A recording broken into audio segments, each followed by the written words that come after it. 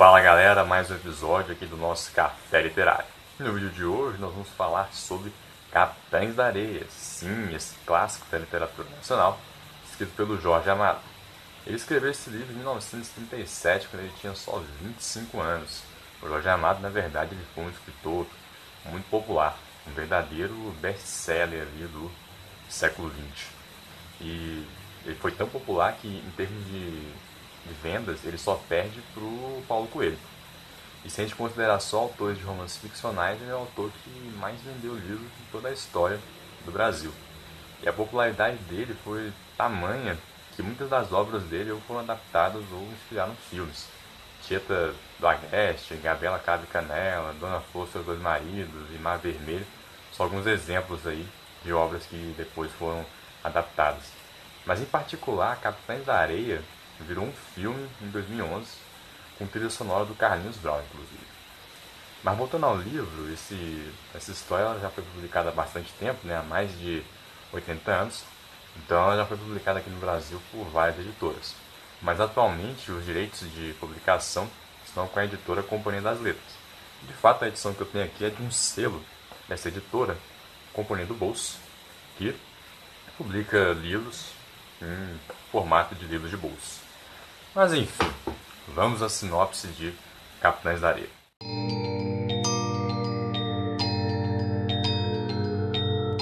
Essa história se passa na Bahia e retrata o cotidiano de crianças pobres, muitas vezes órfãs, que passam fome e que têm que se virar ali para sobreviver. Mas existe ali um grupo de crianças e adolescentes chamados Capitães da Areia, que basicamente eles realizam furtos e roubos para sobreviver. Então, ao longo dessa história, a gente vai acompanhar quem são esses Capitães da Areia e vamos descobrir por que essas crianças e adolescentes são esses Capitães da Areia. Essa história mostra muito bem uma série de dificuldades que essas crianças passam em virtude das condições que elas vivem, né?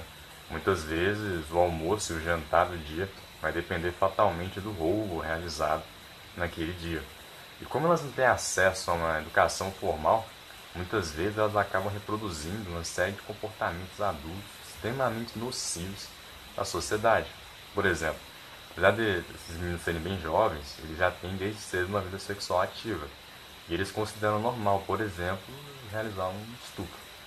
E as dificuldades que elas passam também estão no campo da saúde, porque essas crianças não têm acesso a um sistema de saúde pública decente. Tanto é que quando a cidade ali é acometida por uma epidemia de uma doença mais grave, muitas delas simplesmente morrem. Então você tem nessa história crianças abandonadas, marginalizadas e profundamente desprezadas pela sociedade, que só está interessada em puni-los e supostamente corrigi-los por meio de um reformatório. Mas nesse reformatório, na verdade, o que elas recebem é só espancamento e tortura. Nesse contexto, muitos personagens, principalmente crianças e adolescentes, acabam se destacando.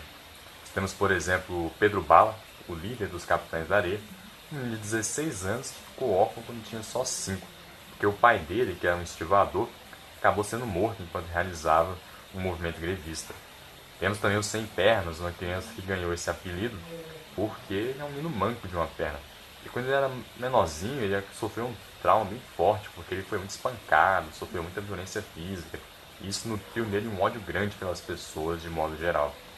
E temos também ali o Professor, um outro menino que ganhou esse apelido, porque ele é o único dos Capitães da Areia que sabe ler.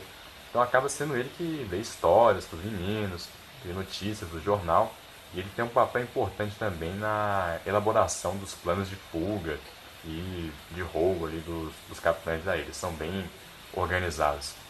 E uma coisa interessante é que alguns personagens dessa história, eles acabam preenchendo, ainda que de forma precária, algumas lacunas na formação desses meninos. Por exemplo, o padre José Pedro, que é a única figura da igreja que se importa com essas crianças, à medida que ele constrói a confiança dos meninos e vai se aproximando dele, ele funciona como uma espécie de figura paterna para eles, no sentido de dar conselhos. Já a Dora, que foi a primeira menina que entrou nos Capitães da Areia, ela tem uma série de papéis nessa história.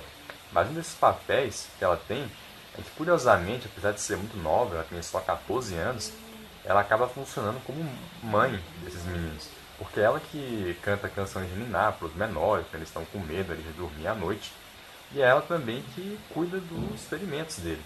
É interessante porque apesar deles viverem como adultos, eles já roubam, furtam, até estupram, eles são crianças no fundo, então eles sentem falta de um lar, de uma figura materna, de uma figura paterna também.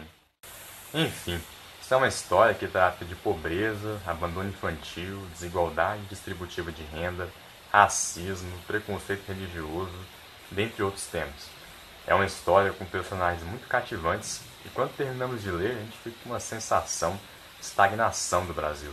Na verdade, se você partir de qualquer ponto ali, qualquer ano do século XX e caminhar até o presente, você provavelmente não vai ter muita dificuldade em encontrar algum aspecto no qual o Brasil está estagnado.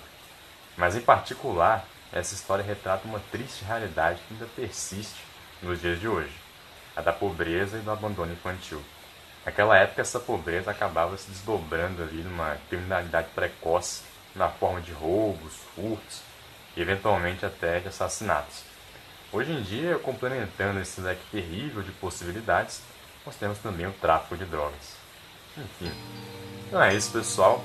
Esse é o livro Capitães da Areia, um livro excelente, recomendo para todo mundo. Se você já leu esse livro, deixe aí o que você achou nos comentários. Não se esqueça de deixar um joinha e de se inscrever no canal. É isso, até a próxima.